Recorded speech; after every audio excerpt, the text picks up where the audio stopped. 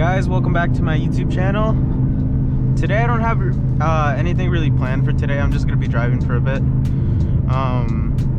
We did have a snowstorm, I want to say like a week ago. We are at 450 right now as I'm recording, I believe. So I just want to say thank you to, you know, everyone who's subscribed. I'm gonna be giving you guys tips and some stuff that I've learned, some stuff that I've taken from other content creators. And I'm sorry, the music is, I'm probably not gonna play music right now, but yeah, I just want to give you guys some tips, and you know, for whoever wants to start a car channel.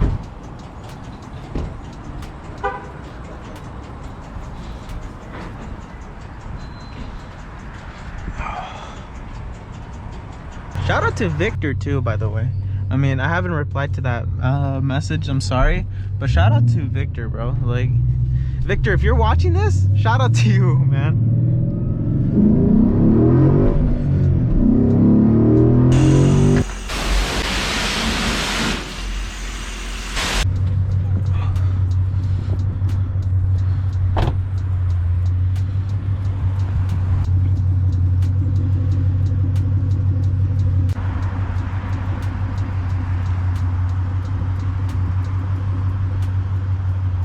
As you can see, there's a bunch of salt, and it's probably gonna be ruined by the time I get home.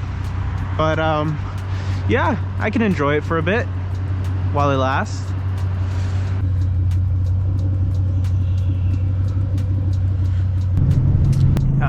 The first thing that I would say is you don't need a fancy car. You don't need a fancy sports car. You don't need anything that makes power. There's a YouTuber called Supercar Subspecs. He has like a channel relating to car meets and stuff like that. I do believe he has an R8, but yeah, you can do stuff like that. You can do stuff like what Ford guy does. I follow him on Instagram, so I know that he has a Mustang, but he doesn't show it on his channel. He mostly does like car meet leaves and exits and stuff like that, burnouts and stuff like that. So, you know, doing stuff like that.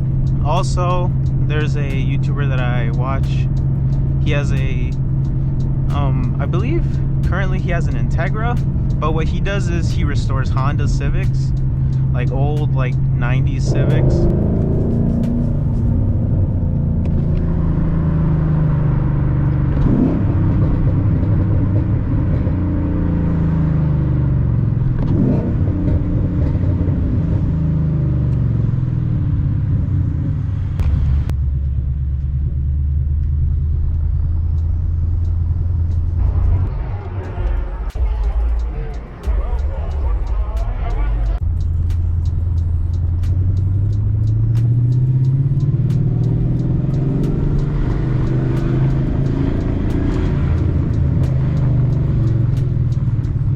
Another thing that I would say is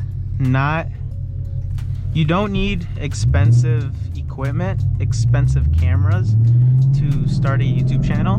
When I first started my YouTube channel, I was using this phone and I had it mounted. I forgot with what rig, but I had it like right here. Everyone nowadays has a phone, so are able to, you know, record stuff. You can do different angles. You can have it around the phones and whatever. I recently got this GoPro because I like this view right here. You can use old phones too. I used to have two phones. I used to have one right here, like to get that shot, like from the dash or whatever. But I personally felt like I wanted to improve my setup and everything. Going out and purchasing a GoPro.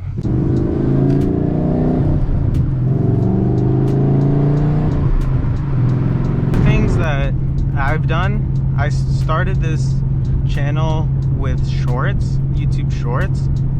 It's probably not the best if you're going for long-term, like not long-term, like long videos. If you want to, like, you know, pick up subscribers quickly, and definitely I would recommend doing shorts. But if you're mostly wanting to do longer videos, like normal videos, I wouldn't recommend shorts. I'm planning on doing both, shorts and regular YouTube videos, so that's why I tend to switch between shorts and longer videos. I tend to, especially right now in the winter, I stock up on, you know, little clips and everything, and I post them as shorts during like snowstorms and stuff like that. But in the summer, I'm definitely planning on doing more longer videos like this. The Lone Ranger.